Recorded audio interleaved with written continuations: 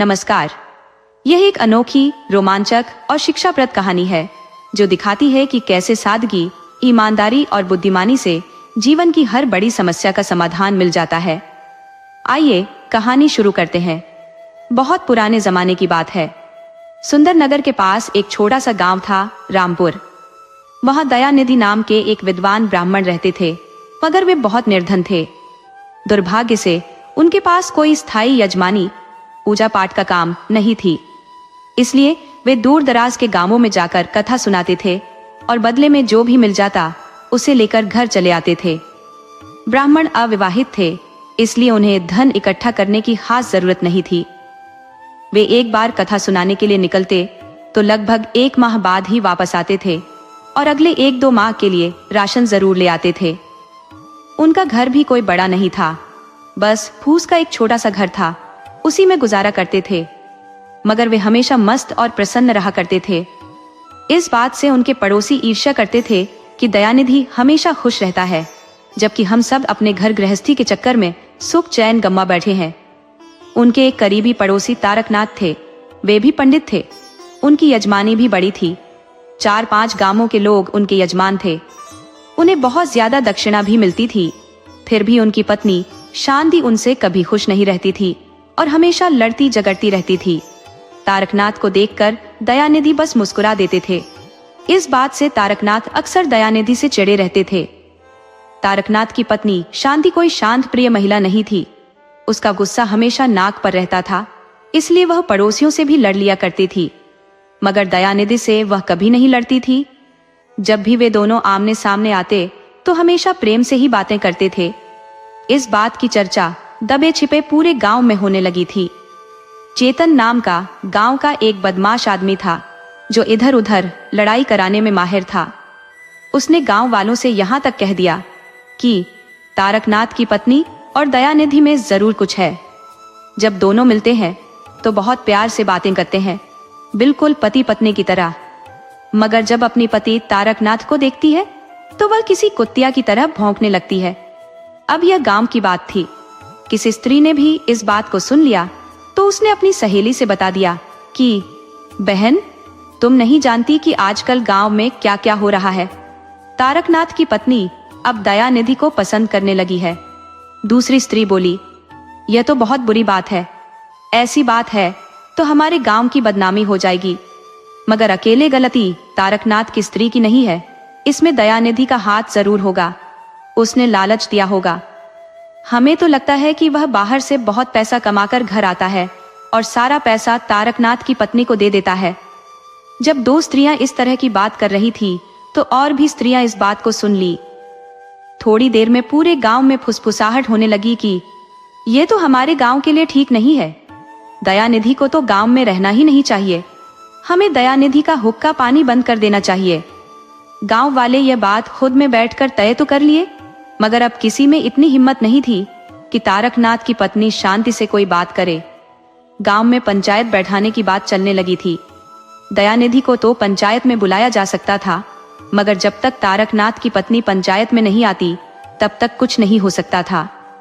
दूसरे दिन शाम में चेतन ने देखा कि तारकनाथ की पत्नी और दयानिधि उसके घर में हंस हंस कर बातें कर रहे हैं। तारकनाथ दोनों को देख भी रहा है, फिर भी पत्नी से कुछ नहीं कह रहा। शायद डर से कुछ नहीं कह रहा और उसकी पत्नी तो बिगड़ैल हो गई है। चेतन भागकर गांव के मुखिया शिवनाथ के यहाँ गया और बताया कि मुखिया जी, आपके गांव में रहते बड़ा अनर्थ हो रहा है।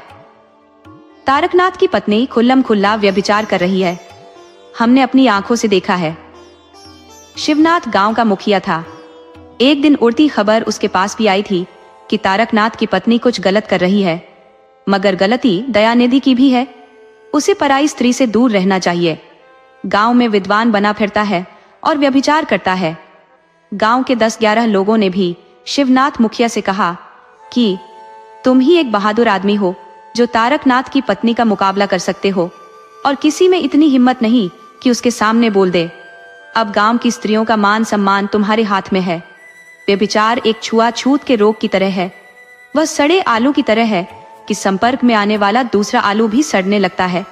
तारकनाथ की स्त्री के चलते गांव की स्त्रियां दूषित हो जाएंगी। मुखिया जी, आप उस स्त्री को रोकिए। शिवनाथ मुखिया बोला, आप लोग चिंता मत करो, बाघ के गले में घंटा बांधने का साहस भले किसी में नहीं है, मगर मैं इस भ्रम को तोड़ दूंगा। शिवनाथ चेतन को लेकर तारकनाथ की पत्नी के पास गया। चेतन शिवनाथ के साथ चला तो गया था, मगर भागने के लिए तैयार अवस्था में था, जबकि शिवनाथ अपने मुखियागिरी के घमंड में था। वह तारकनाथ की स्त्री के पास गया और बोला कि तुम गांव की स्त्रियों को खराब कर रही हो, तुम्हारे चलते हमारी गांव की स्त्रियां कहीं मुंह दिखाने लायक नहीं रह गई हैं। तारकनाथ की पत्नी बोली, मुखिया, हमने ऐसा क्या कर दिया है कि तुम्हारी स्त्रियों के मुंह में कालिख लग गई है? तब शिवनाथ बोला, तुम खुल्लम खुल्ला शर्म हया छोड़कर दयानिधि से इश्क फरमा रही हो। तारकनाथ की पत्नी बोली, मुखिया, इससे आगे कुछ भी बोला तो तुम्हारी जुबान खींचकर तुम्हारे हाथ में रख दूंगी। तुम्हें शर्म नहीं आती किसी स्त्री से ऐसी बातें करते? तब शिवनाथ बोला, जब तुम्हें इश्क लड़ाते शर्म नहीं तो देखने और कहने वालों की किस तरह की शर्म?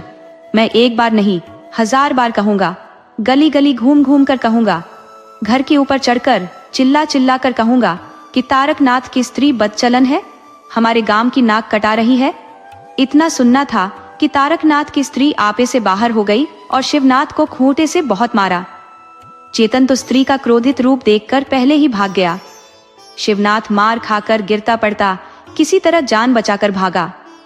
खूंटे के मार से उसके तन बदन में दर्द उठ गया था। भागकर घर गया तो उसकी पत्नी ने भी 4-5 बेलन मारा। वह बोली कि कब से कह रही हूं कि तुम फर्जी मुखियागिरी छोड़ दो, तुम कोई गांव के अधिकृत मुखिया नहीं हो, गांव वाले तुम्हें बेवकूफ बना रहे हैं। मुखिया जी कहकर तुम्हें चने के झाड़ पर छड़ा दे रहे हैं और तुम्हें जरा भी अक्ल नहीं आती है। घर का काम करते करते अकेली परेशान हो जाती हो और तुम सारा दिन मखौल करते हो। उसने शिवनाथ को हल्दी और गुड़ पिलाई।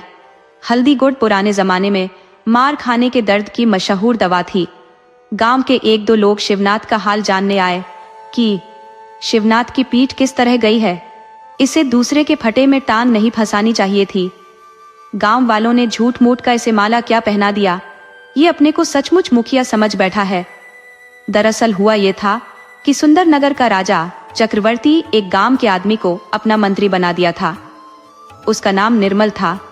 वो पहली बार मंत्री बन जाने पर फूला नहीं समा रहा था। वह गांव गांव घूमकर हर किसी को बताना चाहता था कि मैं इस राज्य का मंत्री हूँ। गांव वाले भी निर्मल का जोरदार स्वागत कर रहे थे।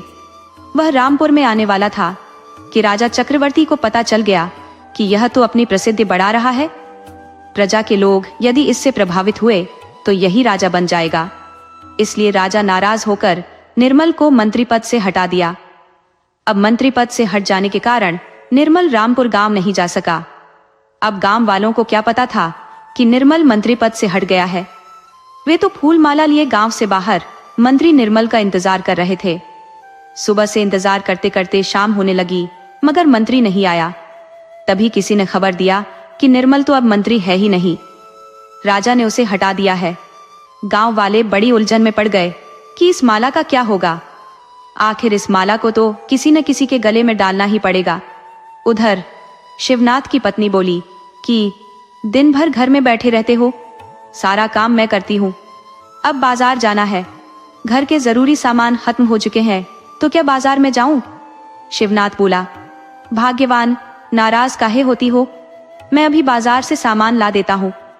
वह पत्नी से कुछ पैसा लिया और थैला उठा किशनपुर बाजार के लिए चल दिया। गांव से बाहर आया तो देखा कि बहुत से लोग फूल माला लिए खड़े हैं। उत्सुकतावश वह उन लोगों के पास चला गया। उधर गांव वाले माला को लेकर परेशान थे कि हम माला का क्या करें, कि तभी उन्हें ख्याल आया कि अरे, हम माला का सदुपयोग करते हुए शिवनाथ को बेवकूफ बना सकते हैं। सभी ने जयकारे लगाकर माला शिवनाथ के गले में डाल दिया। शिवनाथ बोला, ये सब क्या है? तब गांव वाले बोले, आप नहीं जानते क्या? अरे, हम सब ने आपको अपना मुखिया चुन लिया है। शिवनाथ बोला, लेकिन मुखिया का चयन तो राजा साहब करते हैं। तब गांव वाले बोले, बड़े बुड़बक आदमी हो, राजा के नियम भी नहीं जानते? अरे, राजा साहब ने अब नया फरमान जारी किया है कि गांव वाले अपना मुखिया खुद चुन सकते हैं। अब राजा अकेला आदमी, उनके राज्य में 1000 गांव है। अब किस किस गांव में जाएंगे राजा साहब? तो वह गांव वालों को अधिकार दे दिए हैं कि गांव वाले खुद से मुखिया चुन ले। अब तुम देख लो, हम तुम्हें मुखिया बना दिए हैं। अगर मुखिया नहीं रहना चाहते तो कोई बात नहीं, हमारी मुखियाई वापस कर दो, हम दूसरा मुखिया बना लेते हैं। शिवनाथ देखा कि हाथ आई मुखियाई जाने वाली है तो बोला कि अरे नहीं, मैं अब मुखियाई कैसे लौटा सकता हूँ, मुखिया तो मैं ही रहूंगा। अब गांव वाले बोले कि सोच लो, मुखिया बनना कोई आसान काम नहीं है, बहुत खर्चे आते हैं, अभी हम सबको मिठाई खिलाना पड़ेगा। शिवनाथ बोला, इसमें कौन सी बड़ी बात है, चलो मेरे साथ बाजार, अभी मिठाई खिला देता हूँ। शिवनाथ सबको बाजार लेकर गया और सबको मिठाई खिलाया। हालांकि सबको पता था कि शिवनाथ बेवकूफ बन चुका है। शिवनाथ घर आया और पत्नी को बताया कि भाग्यवान, मैं मुखिया बन चुका हूँ। पत्नी समझ गई कि मूर्ख को गांव वालों ने बेवकूफ बना दिया है और जरूरी सामान के पैसे से मिठाई खा गए हैं। बड़ी मुश्किल से वह मेहनत कर पैसा इकट्ठा की थी, मगर इस मूर्ख की समझ में कुछ आए तब तो मुखियाई के बुखार ने शिवनाथ को बावला बना दिया था। जब आज तारकनाथ की पत्नी के हाथों पिटकर आया तो पत्नी ने पहली बार उस पर हाथ साफ किया। अब गांव वाले जले पर मिर्च लगाने आए थे। वे शिवनाथ से बोले कि मुखिया जी, आपके साथ बहुत बुरा हुआ, एक लंपट स्त्री आप पर हाथ उठा दी, उसकी इतनी हिम्मत, आप गांव में पंचायत कर उन्हें गांव से बाहर कराइए, उनका हुक्का पानी बंद कराइए। शिवनाथ बोला, उस औरत को छोड़ूंगा नहीं, कल दिन में पंचायत बैठाऊंगा और हुक्का पानी बंद कराऊंगा, दयानिधि को भी नहीं छोड़ूंगा, साला पानी में डूबकर मिठाई खाता है। शिवनाथ चेतन को बुलाया और बोला कि गांव में घर घर खबर दे आओ कि कल पंचायत है, तारकनाथ की पत्नी और दयानिधि के संबंध को लेकर। चेतन बोला, मुखिया जी, इस गांव के मुखिया आप हो, भला बुरा देखना आपका काम है, मैं इस मामले में पढ़कर अपनी हड्डी नहीं तोड़वा सकता। तारकनाथ की पत्नी बहुत खतरनाक स्त्री है, मेरा हाथ पैर तोड़ देगी, आप किसी और से सूचना भिजवा दो या डुगडुगी बजवा दो। शिवनाथ ने बहुत प्रयास किया मगर कोई आदमी नहीं मिला जो गांव में सबको खबर कर सके कि कल गांव से बाहर बरगद के पेड़ के पास सर चबूतरे पर पंचायत है। जब कोई नहीं मिला तो शिवनाथ अपने खपरेल घर के ऊपर चढ़ गया और जोर जोर से चिल्लाने लगा कि भाइयों, कल दोपहर दिन में पंचायत रखा गया है, पंचायत बहुत गंभीर मुद्दा पर है, तारकनाथ की पत्नी और दयानिधि के संबंध को लेकर है, वह पंचायत में बताएंगे कि दोनों में क्या रिश्ता है। शिवनाथ की आवाज पूरे गांव में पहुंची। तारकनाथ भी उस आवाज को सुन रहा था। सुबह में पंचायत बैठी, सारे गांव के लोग इकट्ठा हुए। शिवनाथ मुखिया ने तारकनाथ से कहा कि तारकनाथ, तुम्हारी पत्नी तुम्हारे बस में नहीं है, वह खुल्लम खुल्ला दयानिधि से मिलती है, हंसकर बातें करती है, उसके घर दिन या रात में चली जाती है, फिर घंटों बाद उसके घर से निकलती है, वह एक लंपट स्त्री है। हम गांव वालों से कहते हैं कि तुम्हारा हुक्का पानी बंद कर दे। तब तारकनाथ बोला, पहले यह जानना जरूरी नहीं है कि मेरी पत्नी का दयानिधि से क्या संबंध है। तब गांव में कई लोगों ने एक साथ कहा कि हाँ, हम जानना चाहते हैं कि तुम्हारी पत्नी और दयानिधि का क्या रिश्ता है। तब तारकनाथ ने बताया कि दयानिधि मेरी पत्नी के मामा का लड़का है, अर्थात ममेरा भाई है। अब वह अपने भाई से कैसे मिलती है, रात में मिलती है, दिन में मिलती है, उसके घर जाकर रहती है, इस बात से किसी को क्या फर्क पड़ता है। अगर अपने ममेरे भाई से मिलने से मेरी पत्नी बदचलन है तो तब तो यहाँ किसी की स्त्री सती सावित्री नहीं है, सभी अपनी बहन भाई, मौसेरे भाई, ममेरे भाई से मिलती है, उसके साथ उसके घर जाती है। गांव का एक बुजुर्ग बोला कि शिवनाथ का दिमाग खराब है, बिना कुछ जाने पंचायत बैठा दिया, इसने सबकी इंसल्ट करा दिया। अब बहन भाई के घर जाएगी नहीं, उसके घर रहेगी नहीं तो कहाँ रहेगी। हम पहले से जानते थे कि दयानिधि बहुत भला लड़का है और हम ये भी जानते हैं कि तारकनाथ की स्त्री गांव की स्त्रियों में सबसे भली है, जो कुछ कहना है सामने कह देती है, गुंडागर्दी बर्दाश्त नहीं करती। शिवनाथ मुखिया के लायक नहीं है, इससे अभी मुखियाई वापस छीन लो और उसका हुक्का पानी बंद करो, साला गांव की स्त्रियों पर बुरी नजर रखता है। अभी सब बात कर रहे थे कि चेतन शिवनाथ के घर से माला उठा लाया। अब माला बिल्कुल सूख चुकी थी। उसने पंचायत में माला तोड़कर शिवनाथ की मुखियाई खत्म कर दी। गांव में आग लगाने वाला चेतन अब अच्छा बन चुका था। शिवनाथ अपनी बेवकूफी से अलग थलग पड़ गया था। अब गांव में किसी को तारकनाथ की पत्नी और दयानिधि के रिश्ते को लेकर संदेह नहीं था। तारकनाथ की पत्नी शांति बहुत ज्यादा दयानिधि के पास इसलिए आकर बैठती थी कि उसकी बड़ी बहन ने अपनी ननद के विवाह की जिम्मेदारी उसे दे दी थी कि कहीं लड़का देखकर सेट करा दो। तो उसने अपनी बहन को बताया था कि हमारे मामा जो अभयपुर से आकर रामपुर में बस गए थे, उनका लड़का दयानिधि सबसे उत्तम लड़का है। वह हम दोनों का भाई भी है। वह हमारी बात मान जाएगा। तो वह उसे विवाह के लिए तैयार करने के खातिर रोज दयानिधि के घर आ जाती थी। उसका खाना भी बना देती थी। उसे स्त्री से होने वाले फायदे भी बताती। दयानिधि तब उससे कहता कि तुम सिर्फ फायदे के विषय में बताती हो, नुकसान के विषय में कुछ नहीं बताती। तुम जो अपने पति की कभी कभी पिटाई कर देती हो, उसका क्या? क्या हर औरत उसी तरह अपने पति को पीटती है? तब तारकनाथ की पत्नी बताती कि बड़े बुड़बक आदमी हो, तुम कुछ नहीं समझते। अरे वह तो हमारा प्यार है। तब दयानिधि बोला कि मुझे उस तरह की प्यार की जरूरत नहीं है, मैं बिना विवाह के ही ठीक हूं। तब शांति समझाती कि शैलजा बिल्कुल शांत है, वह कभी किसी से ऊंची आवाज में बात नहीं करती, वह तुम्हारे लिए सबसे उपयुक्त है, तुम मुझ पर भरोसा करो। बहुत समझाने के बाद दयानिधि विवाह को तैयार हो गया। शैलजा दयानिधि के घर आ गई। दयानिधि का घर कोई बड़ा नहीं था, गरीब आदमी था। पहले उतना ही कमाता जितना खा सके, मगर अब तो पत्नी आ गई थी। तारकनाथ की पत्नी के तेवर एकदम से बदल चुके थे। वह दयानिधि से बोली कि देखो, कोई काम धंधा कर लिया करो, मुंडों की तरह घर में बैठे मत रहो। शैलजा को किसी तरह की तकलीफ नहीं होनी चाहिए। उसके लिए अच्छा भोजन, अच्छा कपड़ा और मनपसंद गहने इत्यादि का प्रबंध करो। दयानिधि बोला, बहन, मुझे लगता है कि तुम गिरगिट की तरह बदल रही हो। पहले शादी के फायदे बता रही थी, अब मुझे आंख दिखा रही हो। अब तुम ही बताओ कि मैं यह सब सामान कहां से लाऊं? मैं तो पहले ही मना कर रहा था कि विवाह नहीं करूंगा, मगर जबरदस्ती करा दी। तब तारकनाथ की पत्नी बोली कि मैं तुझे गोद में उठाकर नहीं ले गई थी, तुम्हें अच्छा लगा तो विवाह किया। अब तुम्हें पत्नी के खर्चे तो उठाने ही पड़ेंगे। तुम चाहे जहां से हो धन कमाकर ले आओ, उसके लिए पंडिताई करो, भिक्षा मांगो या चोरी करो, कुछ भी करो, मगर शैलजा को खुश रखो। ये सुन शैलजा ने ही मोर्चा संभाल लिया। वह बोली कि दीदी, मुझे गहने अच्छे कपड़े का कोई शौक नहीं है। मुझे 2 वक्त रोटी मिल रही है, इसमें बहुत खुश हूं। मैं अपनी पसंद की पति पा गई हूं, तो मुझे खुशी की पूरी दुनिया मिल गई है। तारकनाथ की पत्नी ने देखा कि दोनों जब एक दूसरे से खुश हैं, तो इसमें मेरी दखल की जरूरत नहीं है।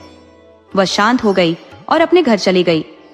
दोनों अपने घर आराम से रहने लगे, मगर दयानिधि के पास समस्या थी कि उसकी कोई स्थायी यजमानी नहीं थी। बिना यजमानी के दूर दराज गांव में जाकर कथा सुनाना एक बड़ी समस्या थी। कथा तो लोग बड़ी चाव से सुन लेते, मगर कथा समापन पर बिना कोई दक्षिणा दिए लोग चले जाते थे। इस कारण कभी कभी बिना दक्षिणा के भी घर लौटना पड़ता था। एक बार जब बिना अन्न लिए दयानिधि घर आए, तो उनकी पत्नी बहुत निराश हुई, क्योंकि घर में पहले से अन्न नहीं था, यानी उस दिन उपवास रहना था। वह अपने मायके में कभी भूखी नहीं सोई थी, तो इस बात का दुख दयानिधि को भी हुआ। वह तारकनाथ के घर जाने का विचार करने लगा कि बहन से कुछ मांग कर लाऊं और आज का काम चले। तब शैलजा ने उसे रोक दिया कि नहीं, आप यहाँ किसी से कुछ मत मांगना। आज तो कोई आपको कुछ दे देगा, मगर कल को नाराज हुआ तो पूरे गांव में घूम घूम कर आपकी शिकायत करेगा। अगर आपको कुछ मांगना है तो यहाँ के राजा के पास जाओ। आप ब्राह्मण हो, राज दरबार में ब्राह्मणों की राजा लोग बहुत कदर करते हैं। तब दयानिधि बोला कि भाग्यवान, दूर के ढोल सुहावने लगते हैं, जबकि हकीकत में वैसा नहीं होता है। कहने को राजा ब्राह्मण की कदर करते हैं, ये बात राज दरबार में जाने के बाद पता चलता है। सुंदर नगर का राजा चक्रवर्ती कोई अच्छा राजा नहीं है, हर वक्त नशे में रहता है। वह आशिक मिजाज है, तो नर्तकियों के बीच में घिरा रहता है। दुनिया की सारी बुराई उसके अंदर है, वह अवगुणों का खजाना है।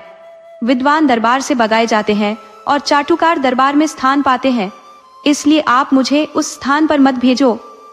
शैलजा बोली कि राजा क्या करता है, कैसा शासन चलाता है, वह अच्छा है या बुरा, लंपट है या धर्मात्मा, इससे आपको क्या लेना देना? आप कोई राजा को सुधारने थोड़े जा रहे हो, राजा के विषय में तो आपको कोई बात ही नहीं करनी है। आप बस राजा से याचना करो कि वह आपको उतना धन दे दे जिससे कि आप और हम 2-4 साल आराम से खा सके, और फिर आपको नया कुछ करने का अवसर मिल जाएगा। दयानिधि पत्नी को और समझाना नहीं चाहता था। वह जानता था कि जितना भी समझाएगा पत्नी उतना ही ज्यादा तर्क देती जाएगी, और हो सकता है उसकी मन मुताबिक न हो तो लड़ भी जाए, क्योंकि भूखा इंसान सारा रिश्ता भूल जाता है। दयानिधि ने सोच लिया वह राज दरबार जरूर जाएगा, चाहे राजा उसे अपमानित करके क्यों न निकाल दे। दूसरे दिन सुबह राज दरबार के लिए चल पड़ा। राज दरबार रामपुर से 10 मील की दूरी पर था, तो ब्राह्मण के लिए 2-2.5 घंटे का सफर था। दयानिधि सुबह में चला तो दरबार लगने के वक्त तक पहुंच गया, मगर राज दरबार पहुंचने पर दयानिधि को हैरानी हुई कि वहां तो दरबार लगा ही नहीं है। राजा 1 सप्ताह से अभी रनिवास में है। वह एक नई रानी लेकर आए हैं। जब से नई रानी आई है, राजा रनिवास से बाहर नहीं निकले हैं। दयानिधि ने सेवक से पूछा कि राजा को कब तक रनिवास से बाहर आने की उम्मीद है। सेवक बोला, इस बात को तो राजा ही समझ सकते हैं कि कब बाहर आना है। आप 2-4 दिन बाद फिर आकर पता कर लेना। दयानिधि निराश होकर वहां से चल दिया। संयोग से रास्ते में कोई सेठ कीर्तन का आयोजन रखा था। वहां भोजन और दक्षिणा मिल रही थी, तो ब्राह्मण ने भोजन खा लिया और फिर पत्नी के लिए भी ले लिया। साथ में कुछ पैसे भी मिल गए। दयानिधि खुश होकर घर लौट आया। भोजन पत्नी को दिया तथा पैसे दिया, तो शैलजा बोली कि उतना बड़ा राजा, बस इतना ही दिया। तब दयानिधि ने बताया कि नहीं, राजा से तो हमारी मुलाकात ही नहीं हुई है। राजा नई रानी लाया है, इस वक्त रानी के साथ रनिवास में है। अब रनिवास से कब निकलता है पता करके पुनः एक बार जाऊंगा। अब भी हमारे पास 1 सप्ताह तक काम चल जाने लायक पैसे हैं। शैलजा बोली कि यही सोच आपको दरिद्र रखी हुई है कि जब पलानी से पानी टपकेगा तब उसे छाएंगे। चतुर लोग समस्या को सिर पर आने ही नहीं देते, पहले ही प्रबंध करके रखते हैं। आप कल भी कहीं भोजन के जुगाड़ में जाओ, ऐसा प्रबंध रखो कि कोई कठिनाई आने पर भी 2-4 माह का राशन घर में रहे। किसी भी परिस्थिति में भूखे रहने की नौबत ना आए। आप अकेले रहे हो इसलिए इस बात को समझ नहीं पाए हो, लेकिन आप जिस भी घर जाओगे वहां रोज कमाओ खाओ का जुगाड़ नहीं है, बल्कि 6 माह या 1 साल का भंडारण सभी के घर में है। दयानिधि पत्नी की बात मान लिया। उसकी बात में सच्चाई थी। दयानिधि समझ रहा था कि भूखी रह गई है, इसलिए डरी हुई है कि कहीं पुनः भूखा रहने की नौबत न आ जाए।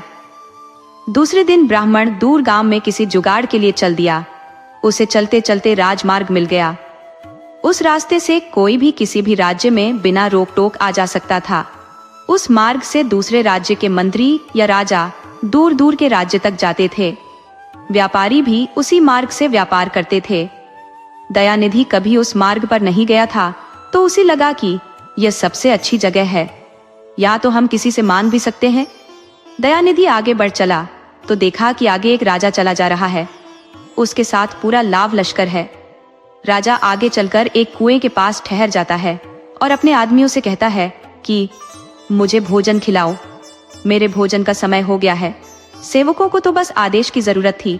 राजा को भोजन परोस दिए। तभी राजा की नजर दयानिधि पर गई। सामने ब्राह्मण देख राजा बोला कि सेवक, ब्राह्मण को भी खाना दो। सेवकों ने ब्राह्मण को खाना दे दिया। तो राजा बोला कि ब्राह्मण देवता, आप कहाँ के हो? दयानिधि ने बताया कि मैं सुंदर नगर राज्य का हूँ। राजा बोला कि तुम सुंदर नगर का है।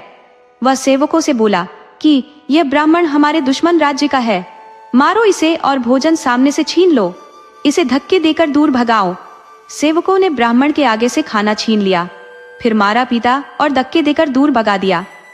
दयानिधि बोला कि भाई, इसमें मेरा क्या कसूर है? राजा को राजा से दुश्मनी हो सकती है, ब्राह्मण से कैसी दुश्मनी?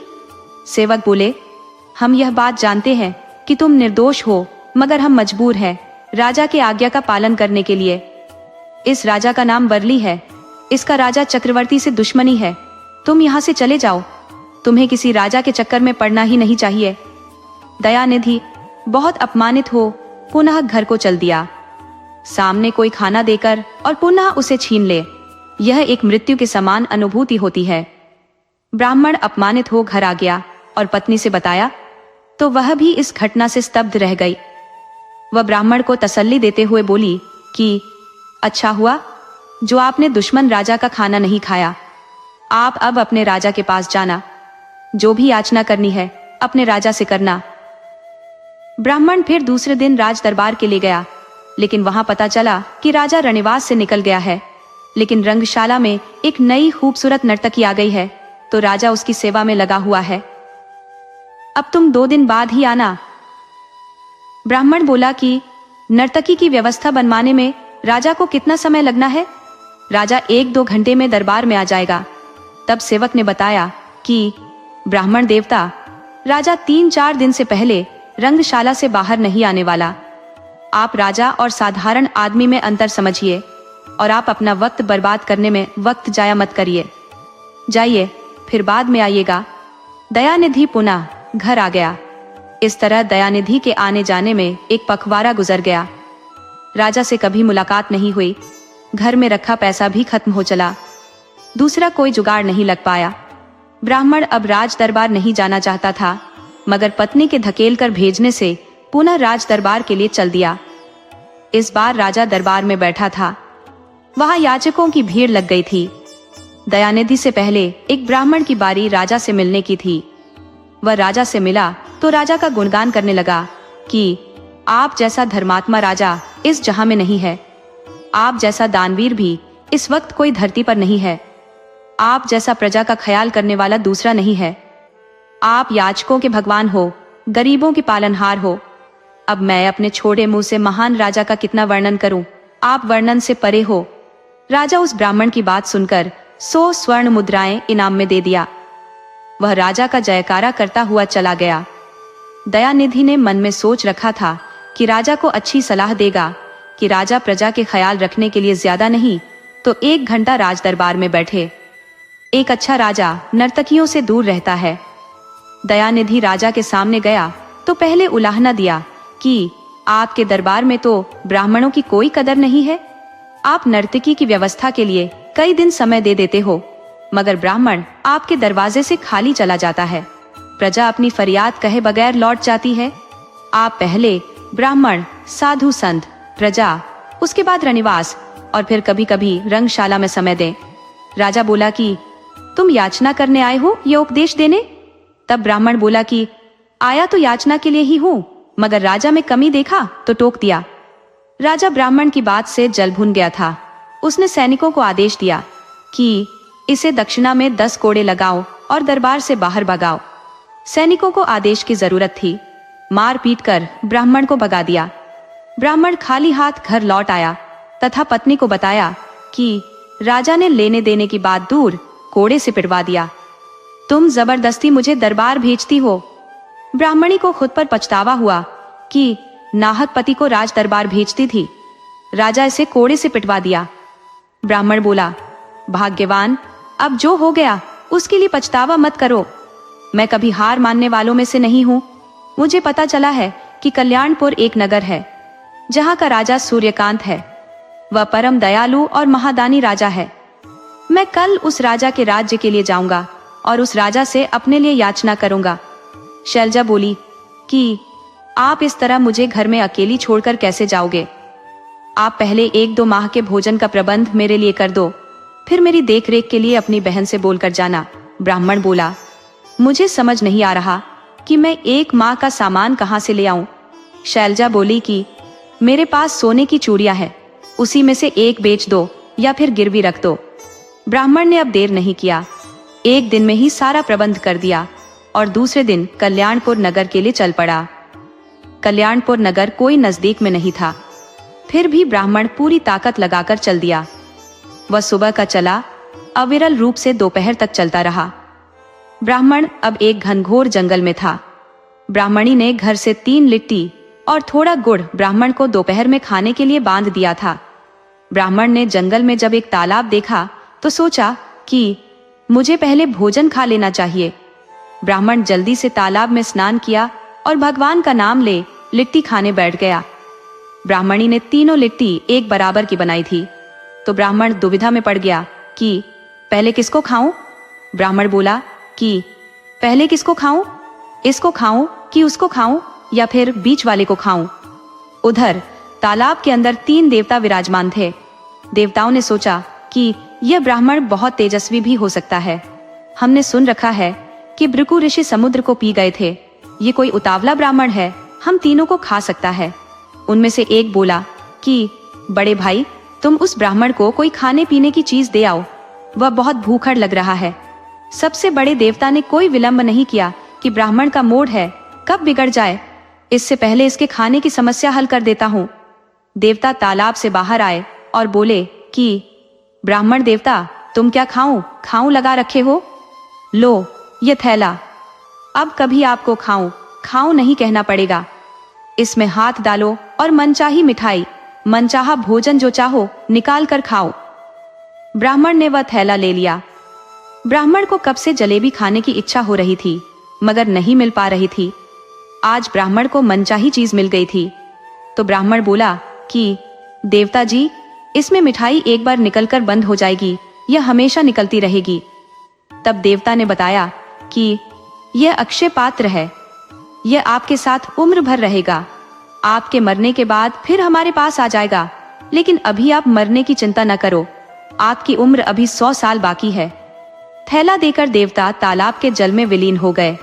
ब्राह्मण ने मनचाही मिठाई निकालकर खूब खाया, फिर तालाब में पानी पिया, फिर थोड़ी देर आराम किया और वहां से वापस घर के लिए चल दिया। लेकिन ब्राह्मण जिस उत्साह के साथ दिन में चले थे, वह उत्साह खत्म हो चुका था। वह काफी थक चुके थे, तो धीरे धीरे चल रहे थे। बस उनको इतना ख्याल था कि शाम ढलने से पहले जंगल से निकल जाना है, उसके बाद तो हम किसी गांव में किसी के यहाँ रह लेंगे। एक ब्राह्मण को किसी के यहाँ ठहरने में कोई परेशानी थोड़े है। चलते रहे। जंगल से बाहर निकलते निकलते उन्हें रात हो गई। जंगल के बाहर आते ही एक गांव था, तो ब्राह्मण ने सोचा कि हम आज की रात इसी गांव में गुजारेंगे। जब ब्राह्मण उस गांव में गए तो गांव के घरों के सारे दरवाजे बंद हो चुके थे, एक भी आदमी कहीं बाहर नजर नहीं आया। तो ब्राह्मण अब किससे कहते कि भाई, मुझे अपने घर ठहरा दो, मुझे आपके दरवाजे पर रात गुजारनी है। जब कोई नहीं दिखा तो ब्राह्मण आगे बढ़ चले और गांव से बाहर आ गए। वहां एक घर से दीपक की रोशनी आ रही थी, तो उसी तरफ ब्राह्मण बढ़ चले। वह घर एक स्त्री का था। वह गांव की बदनाम स्त्री थी। उसके गलत कारनामों के चलते गांव वालों ने गांव से बाहर निकाल दिया था। तो वह गांव से बाहर एक घर बनाकर रहती थी। उसके साथ उसके 2 बच्चे और उसका एक कथित पति था। हकीकत में तो वह अपने पति को छोड़ आई थी, तो दूसरा पति रखी थी। वह एक बूढ़ा आदमी था, जबकि स्त्री जवान थी। ब्राह्मण को कोई आश्रय चाहिए था रात में ठहरने का, तो पहुंच गए उस स्त्री के घर। स्त्री अभी जागी हुई थी और शायद किसी के आने का इंतजार कर रही थी। ब्राह्मण ने जब स्त्री को देखा तो बोला कि यजमान, मैं एक ब्राह्मण हूं, मैं रात में ठहरने का आश्रय चाहता हूं। स्त्री बोली कि मेरे घर में ठहरने लायक कोई जगह नहीं है। ब्राह्मण बोला कि मैं घर के अंदर ठहरने की बात नहीं कर रहा, आप मुझे दरवाजे के बाहर ही ठहरने का प्रबंध कर दो।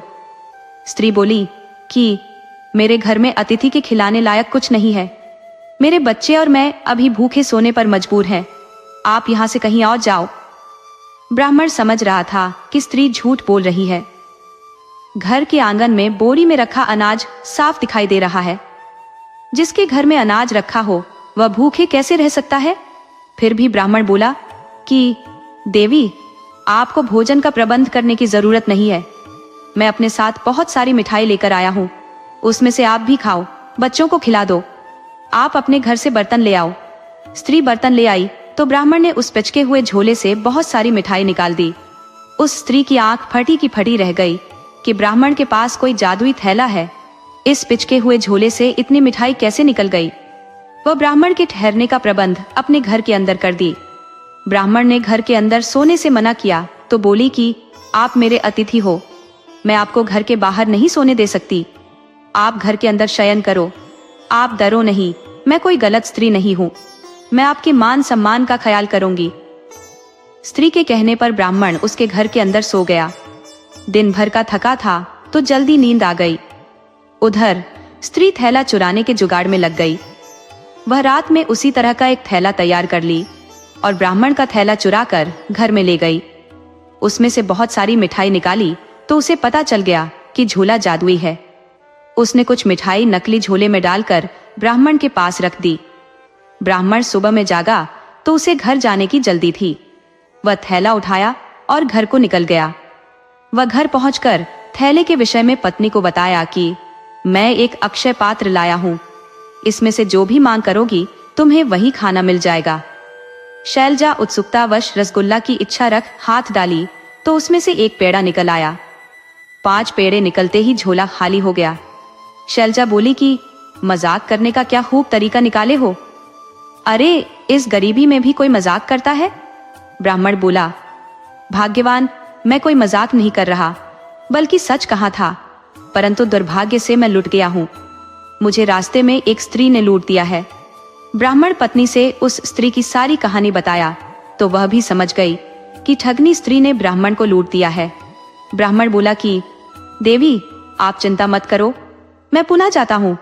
शैलजा बोली कि आप उस स्त्री से झगड़ा मत करना, वह अपना गांव नहीं है, स्त्री पर गलत इल्जाम लगा, पिटवा भी सकती है। ब्राह्मण बोला कि नहीं, मैं उसके घर नहीं जा रहा, मैं तो उस जगह जा रहा जहां से मुझे झोला मिला था।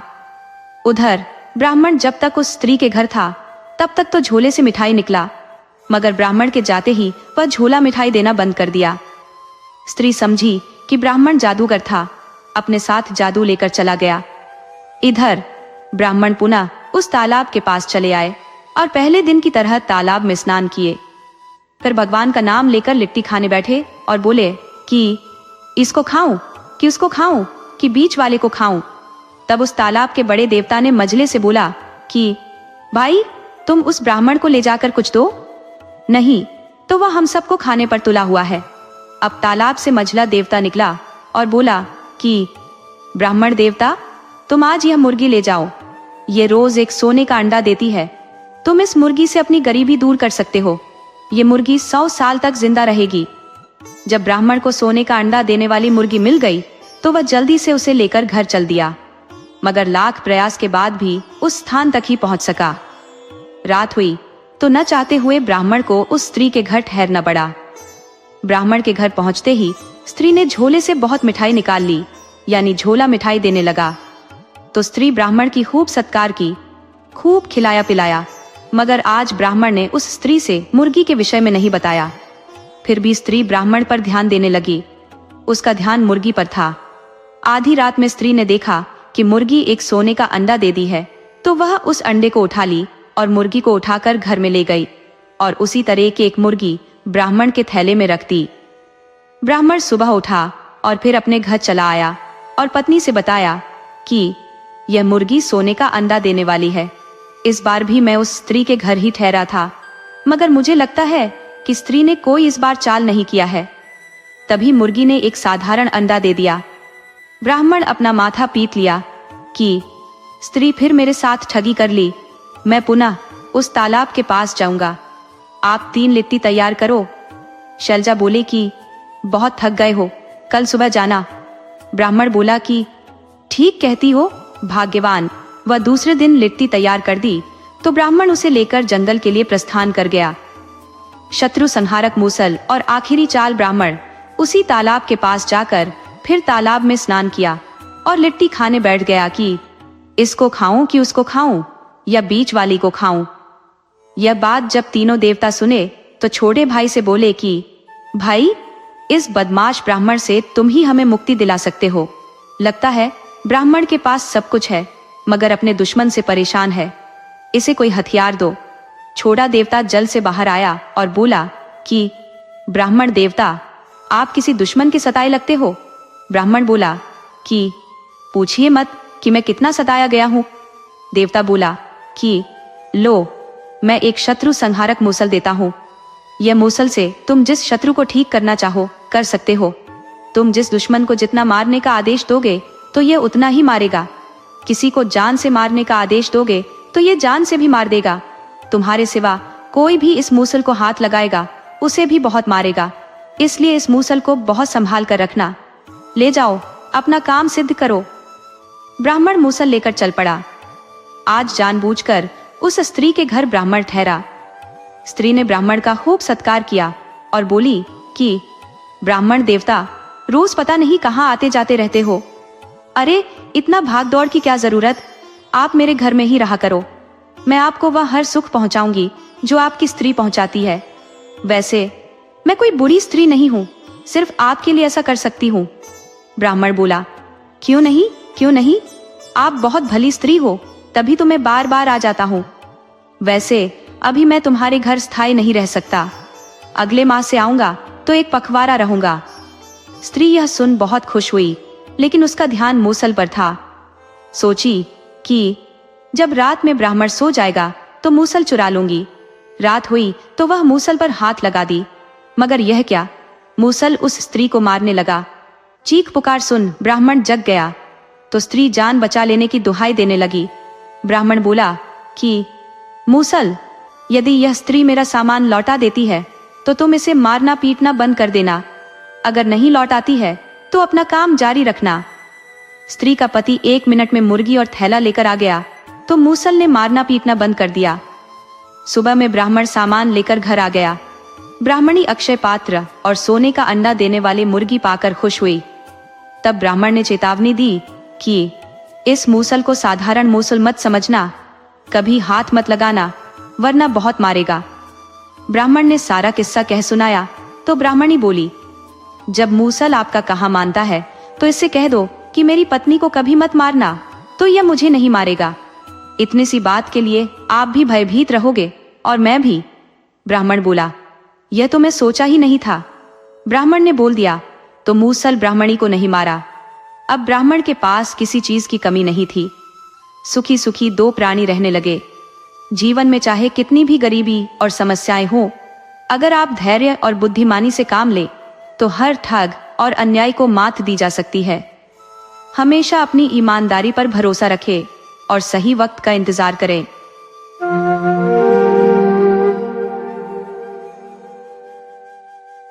ये कहानी एक गरीब कुम्हार, एक ज्ञानी महात्मा और एक युवा राजकुमार के जीवन में आए उतार चढ़ाव को बड़ी सुंदरता से पिरोती है। आइए कहानी शुरू करते हैं। पुराने समय की बात है। एक गांव था जिसका नाम था शांतिनगर।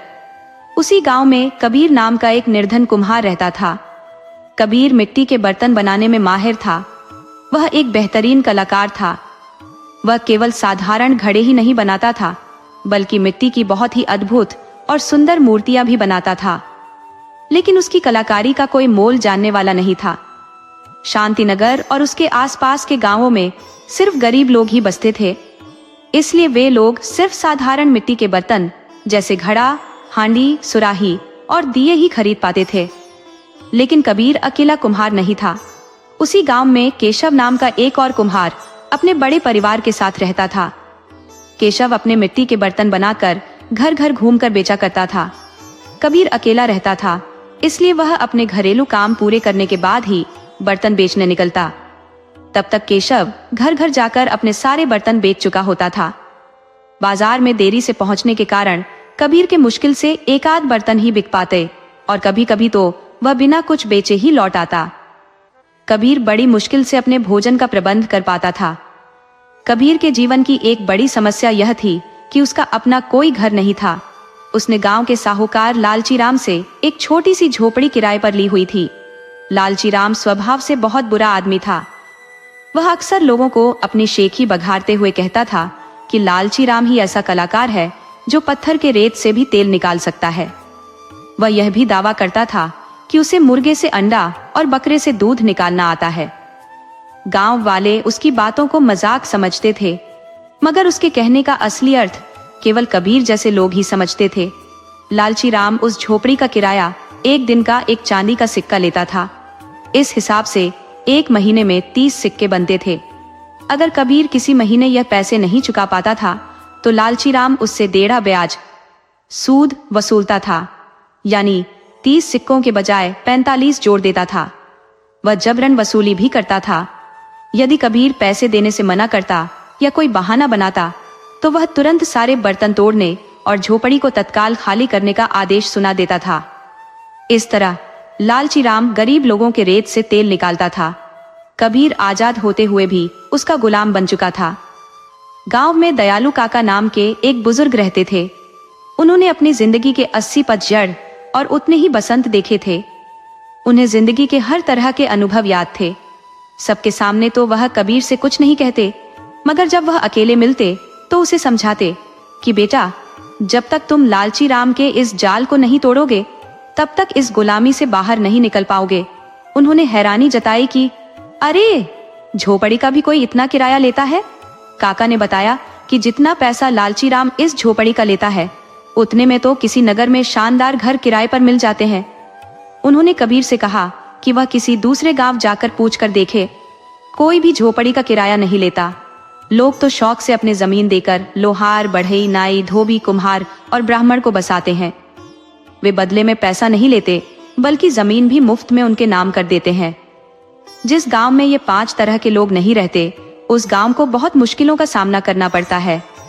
छोटी छोटी जरूरतों के लिए भी दूसरे गांव जाना पड़ता है। दयालु काका ने कहा कि तुम इतना तो कमा ही लेते हो कि आराम से रह सको, मगर तुम्हारी मेहनत की कमाई लालची राम बाज की तरह झपट कर ले उड़ता है। उन्होंने सलाह दी, तुम मेरी बात मानो और इस गांव को छोड़ दो, कहीं और जाकर बस जाओ, तुम्हें वहां बहुत अच्छे लोग मिलेंगे। लेकिन उन्होंने यह भी कहा कि कहीं भी बसने से पहले वहां के रहन सहन और लोगों के बारे में जानकारी जरूर जुटा लेना। कबीर ने जवाब दिया कि काका, इस समय बरसात शुरू हो गई है।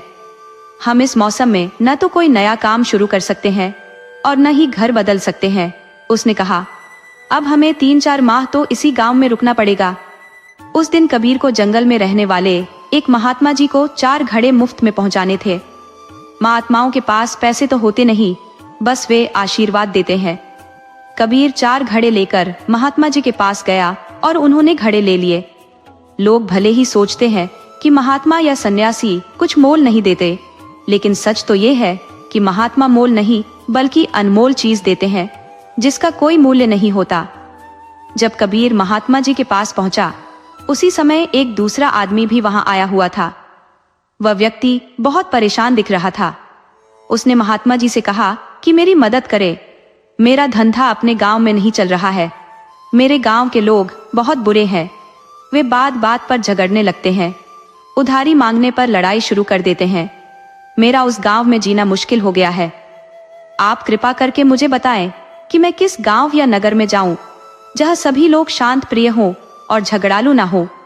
महात्मा जी बोले कि वत्स, इस धरती पर कोई भी ऐसा गांव या शहर नहीं है। उन्होंने कहा, हर जगह लड़ने वाले लोग हैं, उन्हें लड़ने भिड़ने में मजा आता है। महात्मा जी ने सलाह दी कि फिलहाल तुम जिस गांव में हो वही अच्छा है, क्योंकि तुम वहां हर आदमी से परिचित हो, हर कोई तुम्हें जानता है, इसलिए तुम उनसे उतना ही लड़ पाओगे जितनी जरूरत हो। उन्होंने समझाया कि वे लोग तुम्हें कोई बड़ा नुकसान नहीं पहुंचाएंगे, लेकिन जब तुम किसी अनजान जगह जाओगे तो वहां के लोग तुम्हें नहीं जानेंगे, न तुम उन्हें। ऐसे में तुम्हें लड़ाई झगड़े में बहुत ज्यादा नुकसान उठाना पड़ सकता है। महात्मा जी की बात मानकर वह आदमी अपने गांव लौट गया। तभी थोड़ी देर बाद एक और आदमी महात्मा जी के पास आ गया। कबीर अभी तक वहां से गया नहीं था। महात्मा जी ने उसे अपने पास बैठा लिया था। कबीर ने देखा कि यह दूसरा आदमी बहुत दुखी मन से आया है। उसके चेहरे पर यह साफ झलक रहा था कि वह यहाँ आने से खुश नहीं है। उसने महात्मा जी से कहा कि महात्मन, मेरी मदद कीजिए, मैं बहुत बड़ी मुश्किल में फंस गया हूँ। उसने बताया कि वह जलधारा गांव का एक व्यापारी है, लेकिन हमारा गांव एक बांध के नजदीक था। उसने बताया कि 3-4 दिन से लगातार हुई बारिश के कारण बांध टूट गया और उनके गांव में भयानक बाढ़ आ गई। गनीमत रही कि हम सब घर की छत पर बैठकर किसी तरह अपनी जान बचा पाए, मगर उनके घर में रखा सारा सामान बर्बाद हो गया और अन्न सड़ गया। मैं एक व्यापारी हूँ, इसलिए मेरा नुकसान सबसे ज्यादा हुआ है। आप ये समझिए कि मैं पूरी तरह से बर्बाद हो चुका हूँ। आप मुझे बताएं कि मैं कहाँ जाकर व्यापार करूं। तब महात्मा जी ने उससे पूछा कि वत्स, तुम जहाँ रहते थे, यानी जिस गांव में रहते थे, वहां के लोग कैसे थे? उस आदमी ने बताया कि हमारे गांव के लोग बहुत भले, ईमानदार और दयालु थे। उसने बताया कि वे अब रोजी रोटी की तलाश में दूसरी जगह निकल चुके हैं। उनसे बिछड़कर मुझे बहुत तकलीफ हुई है। महात्मा जी ने कहा, निराश मत हो वत्स, ये दुनिया बहुत बड़ी और बहुत खूबसूरत है। इसमें बहुत भले लोग रहते हैं। तुम जहां भी चाहो जाकर अपना रोजगार शुरू करो। उन्होंने आश्वासन दिया कि तुम्हें वहां शांत प्रिय लोग मिल जाएंगे। तुम हर जगह के लिए उपयुक्त हो। जाओ, अपना रोजगार शुरू करो। मालिक तुम्हारा भला करेंगे। वह आदमी महात्मा जी को प्रणाम करके चला गया। तब कबीर ने कहा कि महात्मा जी, मेरी समझ में एक बात नहीं आई। आपने पहले आए आदमी से कहा कि तुम अपने घर लौट जाओ, ये दुनिया बहुत बुरी है और भले आदमी के रहने लायक जगह नहीं है। उसने कहा, और जब दूसरा आदमी आया तो आपकी भाषा ही बदल गई। आप कहते हैं कि दुनिया बहुत भली है, तुम कहीं भी जाओ तुम्हें अच्छे लोग मिल जाएंगे। महात्मा जी कबीर की बात सुनकर मुस्कुराए और बोले कि वत्स, इसी को तो दुनिया कहते हैं। उन्होंने समझाया, जिसकी जैसी भावना रहती है वैसे लोग ही उसे मिल जाते हैं। उन्होंने बताया कि पहले वाला आदमी झगड़ालू था, उसका मन मैला था, वह गलत आदमी था। वह अपने धंधे में ईमानदार नहीं था। वह सामान में मिलावट करता था और तौल में सामान कम देता था। महात्मा जी ने कहा, इसलिए वह कहीं भी बाहर टिक सेठ नहीं कर सकता था। लेकिन उन्होंने दूसरे आदमी की प्रशंसा करते हुए कहा, दूसरा आदमी खुद ईमानदार था, वह किसी के साथ धोखा नहीं करता था, इसलिए सभी लोग उसे पसंद करते थे। इस कारण उसे सभी अच्छे लगते थे। उन्होंने निष्कर्ष निकाला, अच्छे लोग कहीं भी जाए अपने गुणों से सबको जीत लेते हैं। इसीलिए मैंने उससे कहा कि दुनिया तुम्हारे लिए बहुत सुंदर है। कबीर बोला कि महात्मन, मैं भी बहुत तकलीफ में हूँ। गांव का साहूकार मुझसे एक झोपड़ी का किराया 30 चांदी के सिक्के ले लेता है। मैं जितनी मेहनत करके कमाता हूँ उतना वह मुझसे वसूल लेता है। कबीर ने कहा, मैंने भी यह निश्चय कर लिया है कि अब मैं इस गांव में नहीं रहूंगा। महात्मा जी बोले, वत्स, तुम्हारे पास इतने पैसे नहीं है कि तुम दूसरे गांव जाकर जमीन खरीद सको और अपना घर बनवा सको। दूसरे गांव या नगर में भी तुम्हें किराएदार बनकर ही रहना होगा। उन्होंने भविष्यवाणी की, मगर तुम्हारे नसीब में ही ऐसा लिख दिया गया है कि तुम जहां भी जाओगे मकान मालिक तुम्हें अच्छा नहीं मिलेगा, वह तुम्हें गुलाम बनाकर रखेगा। महात्मा जी ने कहा कि अभी तुम जिस साहूकार के किराएदार हो उससे तो तुम लड़ झगड़ भी लेते हो। उन्होंने चेतावनी दी कि मगर दूसरी जगह तुम्हें और भी बुरे लोग मिलेंगे। तुम अभी जहां हो वहीं ठीक हो। महात्मा जी ने कबीर को समझाते हुए कहा कि सुख दुख एक नदी के दो किनारों की तरह है। उन्होंने कहा कि जिंदगी पानी की धार के समान है। एक किनारा उजाले का है तो दूसरा अंधेरे का। अभी तुम अंधेरे वाले किनारे से बह रहे हो। उन्होंने धैर्य रखने को कहा कि अचानक से जिंदगी का किनारा नहीं बदल सकता, बस इंतजार करो। उन्होंने भरोसा दिलाया कि एक समय ऐसा आएगा कि तुम्हारी जिंदगी उजाले वाले किनारे का सफर करेगी। लेकिन महात्मा जी ने एक अहम सलाह दी, हाँ, तुम साहूकार से नरमी से पेश मत आना। उन्होंने कहा कि उसे धमकाओ कि मैं तुम्हारी शिकायत राज दरबार में करूंगा। उन्होंने कहा कि ऐसा करने पर लालची राम तुमसे नाजायज किराया नहीं लेगा और तुम्हें थोड़ी बहुत मोहलत भी दे देगा। महात्मा जी ने कबीर को एक रहस्यमयी बात भी बताई, तुम्हारी तकदीर एक दिन ऐसी बदल जाएगी जिसकी तुम कल्पना भी नहीं कर सकते।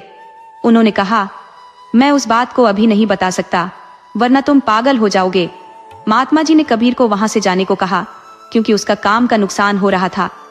उन्होंने यह भी याद दिलाया कि अगले महीने फिर 4 घड़े पहुंचा देना।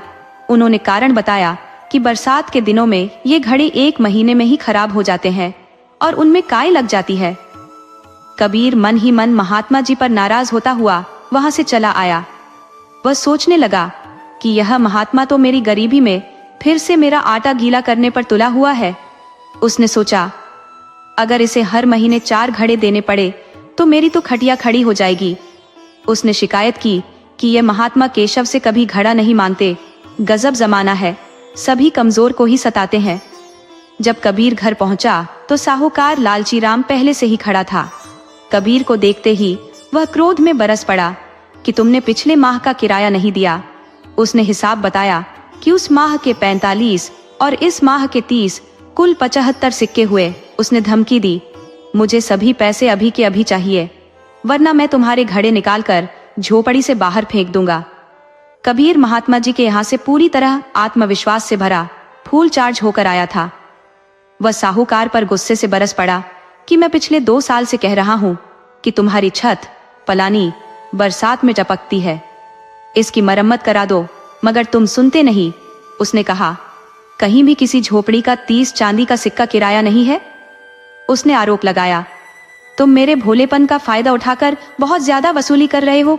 कबीर ने चुनौती दी, अब तुम मेरा घड़ा निकालकर घर से बाहर फेंक दो, मैं कोई किराया नहीं देने वाला हूँ। उसने कहा, मैं सीधे राजा के पास जाऊंगा और राजा से इस बात की फरियाद करूंगा। उसने धमकी दी कि वह राजा से इस झोपड़ी की जांच कराएगा कि इसका वास्तविक किराया कितना होता है, और राजा से ही विनती करूंगा कि मुझे ही क्यों बल्कि मेरे गांव के उन सभी गरीबों को घर दे जो तुम्हारे यहाँ किराए पर रहते हैं। साहूकार लालची राम कबीर के मुंह से यह बात सुनकर सन्न रह गया। वह कबीर की बातों से बुरी तरह डर गया। उसे भय था कि कहीं यह सचमुच राज दरबार चला गया तो राजा उसे दंडित कर देगा। उसने मन ही मन स्वीकार किया कि गांव में कहीं भी किसी झोपड़ी का किराया नहीं लगता और उसकी वसूली गलत तथा राजा के नियम के खिलाफ है। उसे लगा कि इस गलती के लिए उसे कठोर दंड मिल सकता है और राजा नाराज होकर उसकी जमीन गांव के गरीबों में बांट सकता है। साहूकार एकदम ठंडा पड़ गया। उसने कबीर से कहा, बचवा, तू झूठे में नाराज हो जाता है। अरे, मैं तो तुमसे मजाक कर रहा था। उसने बहाना बनाया कि वह तो कबीर को एक खुशखबरी सुनाने आया था और सोचा कि खुशखबरी सुनाने से पहले थोड़ा मजाक कर ले। उसने कहा, देखो, मैं कल तुम्हारी छत ठीक करा दूंगा। उसने तुरंत घोषणा की, बरसात के 4 माह का कोई किराया नहीं लूंगा और आगे भी तुमसे 30 नहीं, केवल 10 सिक्के ही महीने का किराया लूंगा। उसने यह भी कहा कि वह किराया भी कबीर अपनी मर्जी से दे सकता है। उसने कहा, चाहो तो साल में एक बार ही एक मुश्त दे सकते हो। उसने हिसाब लगाया, कुल मिलाकर साल के 80 सिक्के ही बनते हैं। उसने कबीर को 5 साल में भी एक बार एक मुश्त किराया देने की छूट दे दी। साहूकार ने कहा कि कबीर किराया उसके घर ही पहुंचा दे और वह अब कभी किराया वसूलने कबीर के पास नहीं आएगा। इतना कहकर जब साहूकार चला गया तो कबीर सोचने लगा कि कहीं मैं जागते हुए सपना तो नहीं देख रहा। वह हैरान था कि यही साहूकार इतना बदल कैसे गया। उसने सोचा कि क्या महात्मा जी द्वारा सुझाए गए बात का असर साहूकार पर हो गया है या वह सचमुच उससे डर गया है। कबीर महात्मा जी पर बहुत खुश हुआ कि महात्मा जी ने उसकी अंधकारमय जिंदगी को 4 मिट्टी के घड़े के बदले रोशन कर दिया है। अब उसे हर माह 4 घड़े महात्मा जी के पास पहुंचाने में कोई परेशानी नहीं थी। उधर साहूकार ने अगले ही दिन कबीर की झोपड़ी की छत बिल्कुल नई बदलवा दी। कबीर यह देखकर और भी प्रसन्न हुआ। अब वह किसी दबाव में नहीं था और आराम से अपने घड़े बेचने लगा। उसे याद था कि महात्मा जी को किस दिन फिर से 4 घड़े पहुंचाने हैं। वह दिन भी आ गया। जिस दिन महात्मा जी को घड़ा पहुंचाना था उस दिन बारिश हो रही थी, मगर कबीर अपने नियम का पक्का था। वह बरसात में ही घड़ा लेकर महात्मा जी के आश्रम में पहुंच गया। महात्मा जी का आश्रम जंगल के बीचों बीच था। कबीर के वहां पहुंचते ही मूसलाधार बारिश शुरू हो गई। अब कबीर को वर्षा थमने तक रुकना पड़ा। धीरे धीरे शाम हो गई मगर वर्षा नहीं रुकी। महात्मा जी ने कबीर को निर्देश दिया कि अब तुम इस वर्षा में किसी भी तरह वापस नहीं जा पाओगे। उन्होंने समझाया कि वैसे भी तुम जंगल के मध्य में हो, बाहर निकलने के लिए 10 मील का सफर है। उन्होंने चेतावनी दी कि जंगली जीव जंतु वर्षा से परेशान होकर खुले में घूम रहे हैं। इस आश्रम से बाहर निकलना भी खतरनाक है। तुम अब आराम से आश्रम के अंदर ही विश्राम करो। महात्मा जी यह बात अभी कबीर से कह ही रहे थे कि एक जवान स्त्री वर्षा में भीगती हुई आश्रम में आ गई। भीगने की वजह से वह थर थर कांप रही थी। महात्मा जी ने तुरंत उसे आश्रम के अंदर बुला लिया। उन्होंने उसे दूसरे कमरे में एक चादर और एक धोती देकर भेजा कि तुम जल्दी से कपड़े बदल लो और चादर ओढ़ लो, उसके बाद यहाँ आना। थोड़ी देर बाद वह स्त्री कपड़े बदलकर बाहर महात्मा जी के पास आ गई। महात्मा जी ने पूछा, तुम इस भारी बरसात में जंगल में क्या करने आई थी और फिर अपने घर की तरफ न जाकर इस आश्रम तक कैसे आ गई? महात्मा जी की बात सुनकर वह स्त्री रोने लगी। महात्मा जी ने पूछा कि उन्होंने कौन सी बात गलत पूछ दी जो वह बुरा मान गई और रोने लगी। तब स्त्री ने कहा, मैं आपके सवालों से नहीं रो रही हूँ बल्कि अपने दुर्भाग्य पर रो रही हूँ। उसने बताया कि वह एक अभागिन अविवाहित स्त्री है। मेरे माता पिता नहीं है। मैं अपने ताऊ और ताई के साथ रहती थी। उसने बताया कि उसके ताऊ की 3 बेटियां थी, मगर वह उसे अपनी बेटियों से भी ज्यादा प्यार करते थे, जबकि ताई मुझे फूटी आंख भी नहीं देखना चाहती थी। उसने आगे बताया कि पिछले साल ताऊजी गुजर गए और तभी से उसका दुर्भाग्य शुरू हो गया। ताई ने मेरा जीना मुश्किल कर दिया है। वह मुझे बिना कारण के मारने पीटने लगी। उस स्त्री ने अपनी वर्तमान विपत्ति बताई। आज उन्होंने मुझे भारी बरसात में सूखी लकड़ी लाने के लिए भेज दिया। साथ ही ताई ने चेतावनी भी दी कि अगर वह सूखी लकड़ी लेकर नहीं आई तो वह चिमटा गर्म करके उसी गर्म चिमटे से उसे मारेंगी। उसने कहा कि ताई जो कहती है वह करके दिखा भी देती है। मैं घर से निकल तो गई, मगर इस बरसात में सूखी लकड़ी कहाँ पाऊं? उसने कहा, मैं अब घर नहीं गई क्योंकि ताई मुझे चिमटा से जला देंगी। उसके मन में आत्महत्या करने का विचार आया, मगर मुझे रास्ते में कोई नदी या तालाब नहीं मिला। मैं चलते चलते यहाँ तक आ गई। महात्मा जी बोले, तुम सही जगह पर आ गई हो। तुम खुद से चलकर नहीं आई हो, तुम्हारी किस्मत तुम्हें यहाँ ले आई है। तुम्हें खुद भगवान ने यहाँ भेजा है। तुम्हारी समस्या अभी हल किए देता हूँ। महात्मा जी ने कबीर से कहा, वत्स, अकेला पुरुष अधूरा रहता है। तुम्हें अब विवाह कर लेना चाहिए। ये तुम्हारे लिए उपयुक्त समय है। उन्होंने उस स्त्री की ओर इशारा करते हुए कहा, यह स्त्री वक़्त की मारी हुई है। एक तरफ इसकी मौत है तो दूसरी तरफ तुम इसकी जिंदगी बन सकते हो। महात्मा जी ने कहा, अनाथ के सिर पर सिर्फ वही हाथ रख सकता है जिसका दिल सागर जैसा विशाल हो। उन्होंने कबीर से कहा कि तुम इस स्त्री से विवाह कर अपना जीवन और स्त्री का जीवन सुधार सकते हो। कबीर बोला, महात्मा जी, मैं आपकी आज्ञा का पालन करने के लिए तैयार हूँ। स्त्री भी बोली, मैं आपकी बात से पूरी तरह सहमत हूँ। आप मुझे नया जीवन दे रहे हैं। महात्मा जी ने उन दोनों का विवाह बरसात में करा दिया। महात्मा जी ने कोई गलती नहीं की थी क्योंकि वह श्रावण का महीना था और महात्मा तो निराले होते हैं, उनकी बात मानने के लिए भगवान भी तत्पर रहते हैं। कबीर अगले दिन अपनी पत्नी को लेकर घर लौटा। महात्मा जी ने 1 महीने के अंदर ही उसकी तकदीर बदल कर रख दी थी। पहले साहूकार के व्यवहार में बदलाव आ गया था और अब 1 महीना पूरा होते ही उसे पत्नी मिल गई थी। कबीर की समझ में आ गया था कि महात्मा जी मुफ्त में किसी से कुछ नहीं लेते। अगर किसी से कुछ लेते हैं तो उसके बदले में 1000 गुना वापस कर देते हैं। कबीर खुशी खुशी अपनी पत्नी के साथ रहने लगा। उधर सूर्यपुर राज्य में युवराज उदय नए नए राजा बने थे। उनका विवाह अभी नहीं हुआ था और उनकी उम्र भी केवल 18 साल की थी। युवराज उदय को अचानक राजा बनना पड़ा था। उनके पिता महाराज राजेश्वर अपने एक मित्र की मदद के लिए युद्ध में गए थे। वहां चल रही लड़ाई में वह मित्र की तरफ से लड़ते हुए मारे गए थे, इसलिए युवराज उदय को अचानक गद्दी संभालनी पड़ी थी। युवराज उदय गुरुकुल से 2 दिन पहले ही घर लौटे थे और सीधे राजा बन गए। जब वह गुरुकुल में रहते थे तो उन्हें वीरगढ़ की राजकुमारी प्रिया से प्रेम हो गया था। युवराज भद्रकपुर के जंगल में ही गुरुकुल में रहकर शिक्षा ग्रहण करते थे। उस समय राजकुमारी प्रिया गुरुकुल में आती जाती रहती थी। तभी उदय को राजकुमारी से प्रेम हो गया था। राजकुमार ने तय कर लिया था कि गुरुकुल से जाने के बाद वह राजकुमारी प्रिया से विवाह कर लेगा।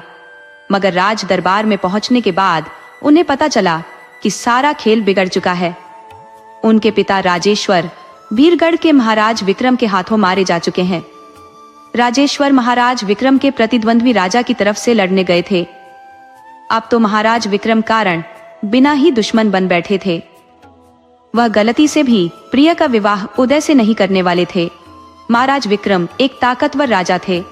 वह अब सूर्यपुर को अपने राज्य में मिला लेने की साजिश में पड़ गए थे। पिता की गलती की सजा अब युवराज उदय को मिलने वाली थी। गुप्तचरों ने उदय को सूचना दी थी कि महाराज विक्रम किसी भी वक्त उनके राज्य पर आक्रमण करके उन्हें बंदी बना सकते हैं या मार सकते हैं। उन्होंने चेतावनी दी कि उनके सामने सूर्यपुर की सेना 1 दिन भी नहीं ठहर सकती। इस बात की जानकारी राजकुमारी प्रिया को भी हो गई थी।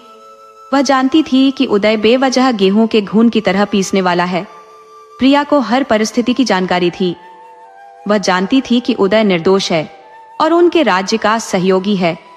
वह तो उससे विवाह करके दोनों राज्यों में एक अटूट रिश्ता बनाना चाहता था, मगर उसके इरादों पर पानी फिर गया था। प्रिया ने रात के समय अपने पिता और सेनापति को बात करते हुए सुन लिया। महाराज विक्रम योजना बना रहे थे कि परसों रात में ही सूर्यपुर पर हमला कर देना है और राजेश्वर के पुत्र उदय को उसी समय मार देना है। उन्होंने कहा था कि कल की रात उदय की आखिरी रात होनी चाहिए, उसके बाद सूर्यपुर उनका हो जाएगा। सूर्यपुर राज्य रहे या जाए, इस बात की चिंता प्रिया को नहीं थी, मगर जब उदय की जान पर बन आई तो वह व्याकुल हो गई। वह उदय से बेपनाह प्रेम करती थी। उसने कभी उसके बिना अपने जीवन की कल्पना भी नहीं की थी। एक सच्चा प्रेमी अपनी जान दे देता है, मगर अपने प्रेमी पर आंच नहीं आने देता। उसने मन में ठान लिया कि उदय को किसी भी तरह बचाएगी। वह सुबह तालाब में स्नान करने गई, मगर वह उस स्थान से महल वापस नहीं गई। वह सीधे सूर्यपुर के राजभवन चली गई। अपने राज दरबार में प्रिया को देखकर राजा उदय अचंभित हुए। वह प्रिया को अपने शयन कक्ष में ले गए और बोले कि आपको यहाँ नहीं आना चाहिए था। उन्होंने चिंता जताई, आपके पिता को पता चल गया कि आप यहाँ हो तो वह हमारे राज्य पर तुरंत आक्रमण कर देंगे। राजकुमारी प्रिया बोली, राजकुमार, मेरा यहाँ आना बहुत जरूरी था। आपकी जान इस वक्त खतरे में है। उसने बताया, मेरे राज दरबार में आपके खिलाफ बहुत बड़ा षड्यंत्र चल रहा है। आपकी हत्या की योजना बन चुकी है। प्रिया ने दृढ़ता से कहा, मैं आपकी जुदाई बर्दाश्त नहीं कर सकती। मैं आपके साथ ही मर जाऊंगी, इसीलिए अब आपके पास आ गई हूँ। उसने कहा कि वह अपने पिता की इकलौती संतान है। मेरे पिता को मुझसे जरा भी प्यार होगा तो वह मुझे नहीं मारेंगे, और यदि प्यार नहीं होगा तो हम साथ में मर जाएंगे। उसने आग्रह किया, लेकिन अब भी आपको मुझसे विवाह करना होगा, उसके बाद मैं आपकी ढाल बन सकूंगी। उदय ने बिना देर किए प्रिया से विवाह कर लिया। प्रिया राजरानी बन गई। रात आई तो वह उदय से बोली, आज हमारी सुहागरात नहीं बल्कि परीक्षा की घड़ी है, जिंदगी और मौत का समय है। उसने कहा, आज रात आप पर आक्रमण होगा और मरने वालों में सबसे पहले मेरा स्थान होगा। हालांकि दिन में ही आक्रमण की सूचना मिल गई थी, इसलिए राजा उदय ने अपने महल के बाहर बहुत कड़ा पहरा लगवा दिया था। उदय इस बात को लेकर आश्वस्त थे कि दुश्मन सेना का राजमहल में प्रवेश आसान नहीं है। उन्हें लगा कि शत्रु सेना को तत्काल प्रवेश करने के लिए कई सप्ताह तक भयानक युद्ध लड़ना होगा। लेकिन प्रिया जानती थी कि उसके पिता के लिए इस राजमहल में घुस आना बच्चों का खेल है। उसे लगा कि संभव है कि वह सैनिक के भेष में अपने विशेष सैनिकों के साथ महल में ही मौजूद हो। वह उदय से बोली, आप इस समय अपने शयन कक्ष में रहे, दरवाजे पर पहरा मैं दूंगी। राजा उदय बोले, इतने सैनिकों के रहते आपको पहरा देने की क्या जरूरत है, आप आराम करो। प्रिया ने कहा, आप बेवकूफी मत करो, आप मेरे पिता को नहीं जानते, उनके लिए असंभव शब्द बना ही नहीं है। उसने फिर चेतावनी दी कि हो सकता है वह इस वक्त इस महल में मौजूद हो और मौका पाकर आप पर हमला कर दे। उसने कहा, इसीलिए मैं एक छोटी सी चूक भी नहीं होने दे सकती। प्रिया ने आत्मविश्वास से कहा, मैं भी महाराज विक्रम की बेटी हूँ, उनका ही खून मेरी रगों में दौड़ रहा है, मैं उनके हर गुण अवगुण से वाकिफ हूँ। उसने उदय को आराम से कमरे में पड़े रहने और उसे पहरा देने को कहा।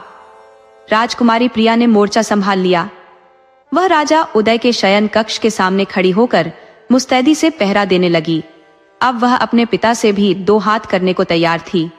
उधर महाराज विक्रम सचमुच सैनिक के भेष में महल में दाखिल हो गए थे। उन्होंने यह भी देख लिया कि राजा उदय के शयन कक्ष की रखवाली उनकी खुद की बेटी प्रिया कर रही है। यह देखकर वह मन ही मन बहुत क्रोधित हुए।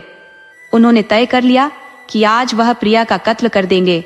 उन्हें लगा कि वह उनके दुश्मन से जा मिली है। महाराज विक्रम सैनिक भेष में थे, तभी प्रिया उन्हें पहचान गई थी। वह अब पिता से भी लड़ने को तैयार थी। जब महाराज विक्रम उसके सामने आए तो प्रिया बोली कि आदमी अपनी संतान के लिए सारा उद्यम करता है। उसने कहा, वह चोरी, डकैती, लूटपाट और लोगों की हत्या करता है। प्रिया ने सवाल किया, मगर जब उसके पास संतान ही नहीं तो फिर लूटपाट किस लिए? दुनिया के सारे खजाने भी मिल जाए तो किस लिए? क्या करेगा उसका? उसने कहा, यह तो निश्चित है कि जिस आदमी ने जन्म लिया है वह एक न एक दिन मरेगा, तो मरने के बाद उस अनैतिक धन का क्या होगा? उस लूटे हुए धन को कौन लेगा? जाहिर है उसे फिर लुटेरे ही लूटेंगे। महाराज विक्रम जान गए कि प्रिया ने उन्हें पहचान लिया है। वह उदय से विवाह भी कर चुकी है और उन्हें देखकर यह बात सुना रही है। प्रिया की बात महाराज विक्रम के दिमाग में कौंध गई। उन्हें लगा कि जब उनकी अपनी संतान नहीं होगी तो फिर इस धन का क्या होगा। उन्होंने सोचा कि अगर वह प्रिया को मार देते हैं तो उनकी आखिरी निशानी ही मिट जाएगी, और अब वह विवाह भी करे तो 60 साल की उम्र में औलाद पैदा हो, इसकी क्या गारंटी है। उन्हें लगा कि जब भरी जवानी में औलाद नहीं हुई तो बुढ़ापे में औलाद हो, क्या भरोसा। उनके मन में तरह तरह के विचार उठने लगे। उन्होंने देखा कि प्रिया ने उदय से विवाह कर उसकी ढाल बन गई है। वह मर मिटने के लिए तैयार है। उन्हें उदय तक पहुंचने के लिए पहले प्रिया का कत्ल करना होगा, और प्रिया के मरते ही वह वंशहीन नाववध हो जाएंगे। फिर तो उनका साम्राज्य दूसरे ले लेंगे। महाराज विक्रम ने सोचा कि अब उन्हें उदय को नहीं मारना चाहिए, बल्कि उसे अपने अधीन कर लेना चाहिए, और यह काम प्रिया के जरिए हो सकता है। महाराज विक्रम प्रिया के पास से पुनः गुजरे और बोले, कोई भी बाप इतना जालिम नहीं होगा कि अपनी बेटी को विधवा बनाए, जबकि उसकी एक ही बेटी हो। उन्होंने कहा कि वह अपनी बेटी की नादानी को भी स्वीकार करते हैं और उसे अपने पति के साथ रहने की इजाजत देते हैं। उन्होंने वादा किया कि वह कभी फिर सूर्यपुर की तरफ आंख उठाकर भी नहीं देखेंगे। वह इतना कहकर तेजी से बाहर की तरफ चले गए। उनके साथ आए सैनिक भी चले गए। किसी भी सैनिक की समझ में नहीं आया कि वह नए सैनिक किधर चले गए। अब महाराज विक्रम जा चुके थे। प्रिया राजा के इशारों को समझ चुकी थी। अब वह अपने पति के पास आई और बोली, अब खतरा टल चुका है। उसने समझाया कि महाराज विक्रम की समझ में संतान की अहमियत आ गई है। उसे पता चल गया है कि एक पिता के लिए संतान कितनी महत्वपूर्ण होती है। उसने कहा कि बुढ़ापे की खुशहाल जिंदगी तभी होती है जब संतान रहती है, वरना निसंतान अमीर लोग, राजा और सेठ साहूकार बहुत दुर्दिन की जिंदगी जीते हैं। महाराज विक्रम अपने नगर वापस जाकर बेटी के लिए वह हर सामान भिजवा दिया जो एक लड़की की विदाई के समय दिया जाता है। उन्होंने बहुत से सोने की मुद्राएं, आभूषण, कीमती मखमली कपड़े इत्यादि भिजवाए। साथ में बहुत से नौकर चाकर भी भिजवाए। मगर प्रिया बहुत चतुर थी। वह जानती थी कि इसमें भी पिता की कोई चाल हो सकती है, इसलिए उसने नौकरों को वापस भिजवा दिया। इस तरह समय बीतने लगा। प्रिया को युवराज उदय के साथ रहते 2 साल देखते देखते गुजर गए। इस बीच रानी प्रिया ने जुड़वा राजकुमारों को जन्म दिया।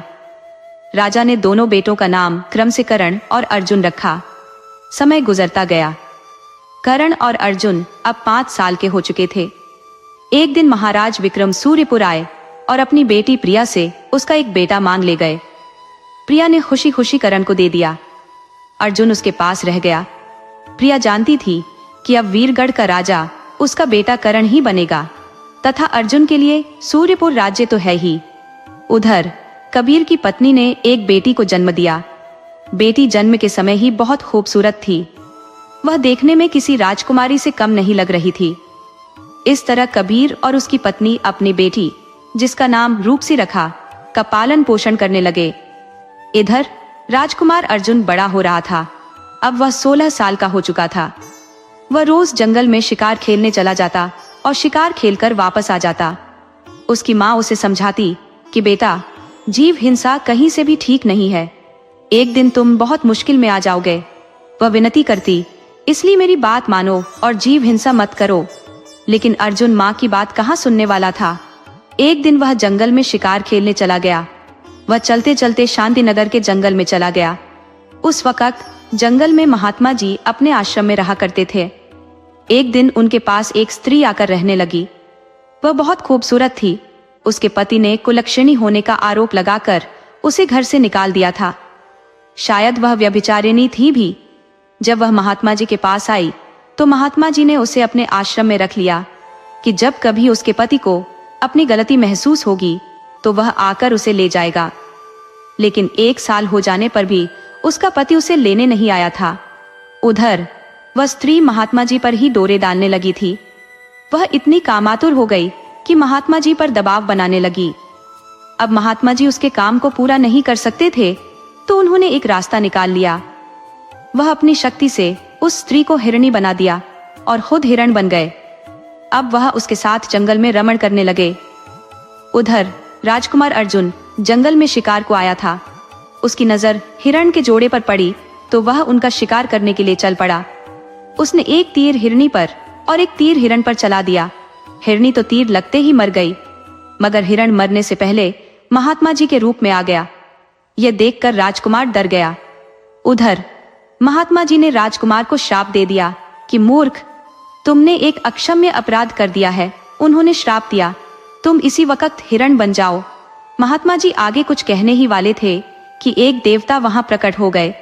देवता बोले, महात्मन जरा ठहरिए, तुम खुद एक भयानक गलती कर रहे थे। उन्होंने महात्मा जी को याद दिलाया, एक महात्मा होकर पर स्त्री गमन कर रहे थे, जिससे तुम्हारी सारी सिद्धियां नष्ट हो चुकी है। देवता ने कहा, अब तुम्हारा परलोक भी खराब हो, इससे पहले संभल जाओ। उन्होंने महात्मा जी को याद दिलाया कि तुमने किसी कुम्हार को कोई वचन दिया था, वह याद करो। देवता ने कहा, अगर तुम इस राजकुमार को कोई भी दंड देते हो तो तुम्हारे कहे वचन ही पूर्ण नहीं होंगे। महात्मा जी को अपनी गलती समझ में आ गई। उन्होंने राजकुमार से कहा, वत्स, मेरा श्राप कभी असफल नहीं जाएगा, तुम हिरण तो जरूर बनोगे। उन्होंने श्राप को नरम करते हुए कहा, मगर जब तेरे पिता तेरे सिर को काट देंगे तब तुम राजकुमार के रूप में पुनः आ जाओगे। देवता तो कब के जा चुके थे, मगर इतना कहते ही महात्मा ने भी अपने प्राण त्याग दिए। थोड़ी देर में राजकुमार अर्जुन हिरण में बदल गया। वह अपनी करनी पर बहुत पछता रहा था। उसने सोचा कि माँ ने उसे कई बार मना किया था, मगर उसने माँ की बात नहीं मानी। उसने पाया कि जो अपने बड़ों की बात नहीं मानते वे निश्चय ही संकट में फंसते हैं। वह बहुत रो रहा था और पछता रहा था। तभी एक शेर ने उस पर झपट्टा मारा। हिरण पूरी ताकत लगाकर भाग खड़ा हुआ। अब उसके दिन जंगल में डर डर कर गुजरने लगे थे। उसे समझ नहीं आ रहा था कि क्या करे। इस तरह जंगल में रहते हुए उसे 3 साल गुजर गए। उधर राजा उदय अपने जवान बेटे के गायब हो जाने से बहुत परेशान थे। उन्होंने राजकुमार की खोज में अपनी पूरी शक्ति लगा दी थी, मगर राजकुमार का कोई पता नहीं चला तो वह निराश होकर बैठ गए। मगर रानी प्रिया चुप बैठने वालों में से नहीं थी। वह अपने मायके वीरगढ़ के राज्य में गई। वीरगढ़ के जंगल में एक महात्मा रहते थे। राजा उदय ने भी उन्हीं से शिक्षा ली थी। खुद रानी ने भी उस महात्मा से शिक्षा ग्रहण की थी। वह अपने गुरु के पास गई और अपनी समस्या बताई कि हमारा राजकुमार 3 साल पहले खो गया। उन्होंने कहा कि वह लोग उसका पता करके थक गए, मगर आज तक राजकुमार का कोई सुराग नहीं मिला। उन्होंने पूछा, आप बताइए कि हमारा राजकुमार जिंदा भी है या मर गया? मरा तो कैसे मरा? उसे किसने मारा? और यदि जिंदा है तो कहाँ है, किस अवस्था में है? तब महात्मा ने बताया कि राजकुमार को किसी ने नहीं मारा है, वह जिंदा है। लेकिन उन्होंने कहा, मगर किस अवस्था में है और कहाँ है यह नहीं बता सकता। इससे राजकुमार की जिंदगी की ही हानि हो सकती है। तब रानी प्रिया ने पूछा, महात्मन, हमारा राजकुमार वापस कैसे आएगा? हम कौन सा उपाय करें? तब महात्मा ने बताया कि रानी, आपके दरबार में किसी दिन एक हिरण लेकर एक स्त्री आएगी, आप उस हिरण का बलि चढ़ा देना। उन्होंने आश्वासन दिया कि तुम्हारा राजकुमार वापस मिल जाएगा। उन्होंने एक और बात कही, राजकुमार के साथ तुम्हें एक खूबसूरत बहू भी मिल जाएगी। उन्होंने कहा, अब तुम अपने दरबार जाओ और उस स्त्री के आने का इंतजार करो। उधर शांतिनगर में कबीर बीमार पड़ गया। उसकी पत्नी और बेटी रूपसी उसके इलाज में लग गई, मगर कबीर को कोई आराम नहीं हो रहा था। इस भाग दौड़ में उसकी पत्नी भी बीमार पड़ गई। जब साहूकार लालची राम ने दोनों की बीमारी की बात सुनी तो वह बहुत खुश हुआ।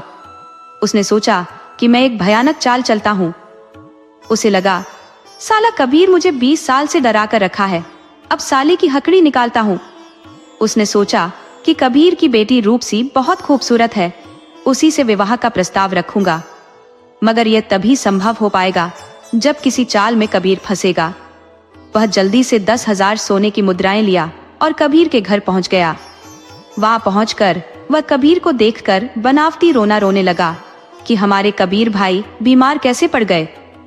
इनके लिए तो मैं अपनी सारी संपत्ति लगा दूंगा, मगर मरने नहीं दूंगा। उसने तुरंत कबीर के मना करने के बावजूद जबरन उसे 10,000 सोने की मुद्राएं दे दी।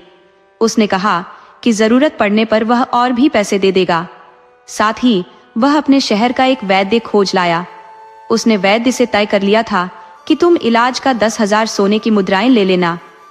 वैद्य जब आया तो उसने कबीर और उसकी पत्नी को देखा, फिर बताया कि वह दोनों को 1 सप्ताह में ठीक कर देगा, मगर इलाज के पैसे 10,000 सोने की मुद्राएं लगेंगे।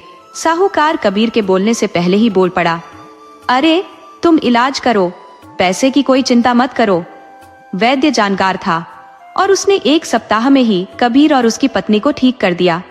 साहूकार 3-4 माह तक तो कबीर के पास नहीं गया, मगर एक दिन अचानक से कबीर के पास पहुंच गया और बोला कि कबीर भाई, मैं थोड़ा मुश्किल में आ गया हूँ। उसने कहा, मुझे अब पैसे की बहुत जरूरत आ पड़ी है, मेरा 10,000 सोने की मुद्राएं मुझे लौटा दो। उसने याद दिलाया, मैंने आपको बहुत बुरे वक्त में मदद किया था। उसने कहा कि अब वक्त आ गया है कि उसका पैसा वापस कर दिया जाए। कबीर बोला, साहूकार जी, आप जानते हो मेरे पास आय का कोई बड़ा स्रोत नहीं है, मैं इतनी जल्दी आपका पैसा कैसे लौटा सकता हूँ। साहूकार ने ताना मारा, कबीर, तुम उतना पैसा 7 जन्म में भी नहीं चुका सकते और मेरे पास इंतजार करने का वक्त नहीं है। उसने झूठ कहा कि तुम जानते हो मेरी पत्नी मर गई है, मैं पत्नी के बिना बहुत बेचैन रहता हूँ, मुझे अब एक पत्नी की जरूरत है। कबीर ने कहा, साहूकार जी, अब तो आपकी उम्र हो चली है, आप विवाह करके क्या करेंगे, आपको भगवान का भजन करना चाहिए। साहूकार बोला, मैं क्या करूंगा, इस बात से मतलब मत रखो, अब तुम ये बताओ कि मेरा पैसा देते हो या नहीं। तब कबीर बोला, साहूकार जी, मैं अभी 1-2 साल तो कुछ नहीं कर सकता, मगर कोशिश करूंगा कि लौटा दूं। साहूकार बोला, एक रास्ता है, तुम अपनी बेटी का विवाह मुझसे कर दो तो मैं तुम्हारा पैसा माफ कर सकता हूँ। कबीर क्रोधित हो गया और बोला, साहूकार जी, जबान संभाल कर बात करिए, वरना आपकी जबान खींच लूंगा। साहूकार बोला, तुम्हें अपनी इज्जत की इतनी चिंता है तो मेरा पैसा लौटा दो। उसने धमकी दी, वरना तेरी बेटी से विवाह तो हर हाल में करूंगा, मैं राज दरबार चलूंगा, राजा से शिकायत करूंगा। कबीर राज दरबार के झगड़े में नहीं पड़ना चाहता था। साहूकार ने उसे 1 सप्ताह में बेटी का विवाह उससे करने को कहा। उसने फिर धमकी दी कि नहीं तो वह राज दरबार अवश्य जाएगा।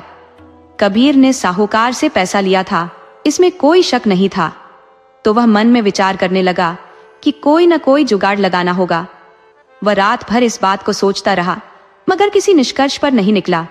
उधर कबीर की बेटी रूपसी भी परेशान थी कि वह 70 साल के साहूकार से विवाह कैसे करेगी। वह भी रात भर विचार करती रही। उसने सोचा कि सारी फसाद की जड़ वह खुद ही है। उसने सोचा, मुझे अब मर जाना चाहिए।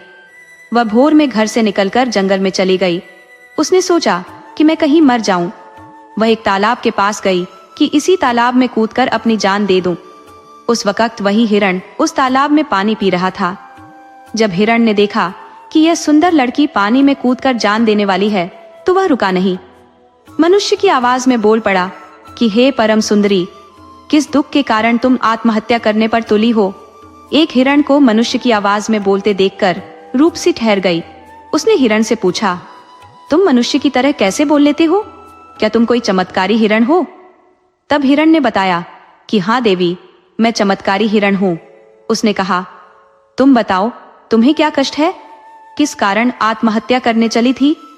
तब रूपसी ने साहूकार की सारी बात बता दी। उसने बताया कि उसके पिता 10,000 सोने की मुद्राएं के कर्जदार हैं। अगर नहीं चुकाते हैं तो वह बूढ़ा साहूकार मुझे जबरन पत्नी बनाकर ले जाएगा। हिरण बोला, बस इतनी सी बात है। उसने कहा, तुम मुझे राजा के दरबार में ले चलो, राजा मुझे 10,000 सोने की मुद्राएं में खरीद लेगा। रूपसी ने बिना देर किए हिरण को लेकर राज दरबार में आ गई। रानी प्रिया जब देखी कि एक सुंदर लड़की हिरण लेकर दरबार में आई है, तो वह समझ गई। रानी ने हिरण को 10,000 सोने की मुद्राएं में खरीद लिया। रानी ने राजा उदय से कहा, आप अभी इस हिरण का वध कर दो। राजा ने उस हिरण का वध कर दिया, मगर यह क्या, राजा के सामने उनका राजकुमार अर्जुन प्रकट हो गया। लड़की रूपसी वहां से अब जाने वाली थी कि रानी प्रिया ने उसे रोक लिया और कहा, तुम कहाँ जाओगी। उन्होंने कहा, महात्मा के बताए अनुसार तुम मेरी बहू हो, तुम मेरे राजकुमार की रानी हो, तुम्हारा निवास अब गांव में नहीं राज दरबार में है। रूपसी ने अपनी आपबीती रानी से सुनाई। रानी ने रूपसी के माता पिता कबीर और उनकी पत्नी को महल में बुलवा लिया। उन्होंने साहूकार लालचीराम के पास खबर भिजवाई कि वह रूपसी से विवाह करने के लिए डोली बारात लेकर आ जाए। साहूकार जब सुना कि रूपसी तो राजकुमार की रानी बन गई है और रानी माँ ने उसे फांसी पर लटकाने के लिए बुलाया है, तो वह गांव छोड़कर भाग गया। रूपसी महल में रानी बनकर रहने लगी। ये कहानी हमें सिखाती है कि आपका मन ही आपकी दुनिया बनाता है। एक ही जगह पर एक झगड़ालू व्यक्ति को सिर्फ बुरी दुनिया दिखी, वहीं एक ईमानदार व्यक्ति को हर जगह अच्छाई। हमें विपत्तियों से डरकर भागना नहीं चाहिए, बल्कि सही समय और सही सलाह का इंतजार करना चाहिए, क्योंकि आपकी तकदीर कभी भी पलट सकती है।